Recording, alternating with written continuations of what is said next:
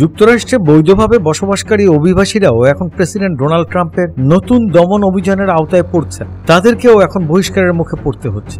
যুক্তরাষ্ট্রের ইতিহাসে সবচেয়ে বড় বহিষ্কার কর্মসূচি চালানোর নির্বাচনী প্রতিশ্রুতি পূরণে ট্রাম্প এবার নজর দিয়েছেন 12 লাখ অভিবাসীর উপর, যাদের অস্থায়ী সুরক্ষা বা টিপিএস দিয়ে যুক্তরাষ্ট্রে থাকার অনুমতি দেওয়া হয়েছিল। যুদ্ধ ও প্রাকৃতিক দুর্যোগ থেকে পালিয়ে আসা অভিবাসীদের এই সুরক্ষা দিয়েছিলেন জো বাইডেন সহ আগের প্রশাসনগুলো। এই স্ট্যাটাসের আওতায় তারা যুক্তরাষ্ট্রে 18 মাস পর্যন্ত কাজ করার অনুমতি পান, যা পরে নবায়নযোগ্য। কিন্তু সাম্প্রতিক সপ্তাহগুলোতে হোমল্যান্ড সিকিউরিটি সচিব ক্রিস্টি নোম টিপিএস প্রোগ্রামে থাকা 7 লাখেরও বেশি অভিবাসী সুরক্ষা বাতিল করেছেন বলে জানিয়েছেন এক্সিওস। এর মধ্যে সবচেয়ে বেশি ক্ষতিগ্রস্ত হচ্ছেন হাইতির 3,48,187 জন নাগরিক, যারা সহিংসতা ও মানবাধিকার লঙ্ঘনের শিকার হয়ে পালিয়ে এসেছিলেন।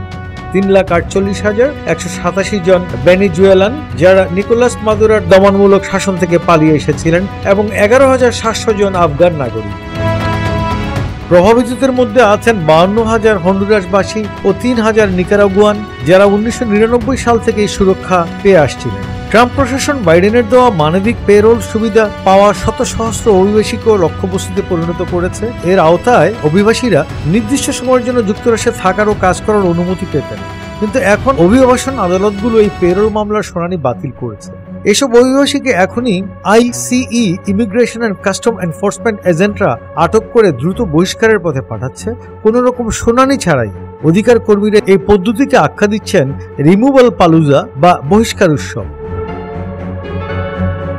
ট্রাম্প প্রশাসন নতুনভাবে স্থির করেছেন, যেসব অভিবাসী অবৈধভাবে যুক্তরাষ্ট্রে প্রবেশ করেছেন তারা আদালতে বহিষ্কার প্রক্রিয়া চলাকালীন জামিনের জন্য আবেদন পর্যন্ত করতে পারবেন না। সম্প্রতি মার্কিন কংগ্রেসের 4 বছর মেয়াদে $45 বিলিয়ন একটি বাজেট পাশ করেছে, যার লক্ষ্য হল অবৈধ অভিবাসীদের আটক ও বহিষ্কার কার্যক্রমে অর্থায়ন করা। হোয়াইট হাউস মুখপাত্র অ্যাবিগেল জ্যাকসন বলেন, টিপিএস প্রোগ্রাম কোনোদিনই স্থায়ী নাগরিকত্ব বা স্থায়ী আবাসিকতার পথ হিসাবে তৈরি করা হয়নি। তিনি আরো বলেন, বাইডেন প্রশাসন এই প্রোগ্রামগুলোর অপব্যবহার করেছে।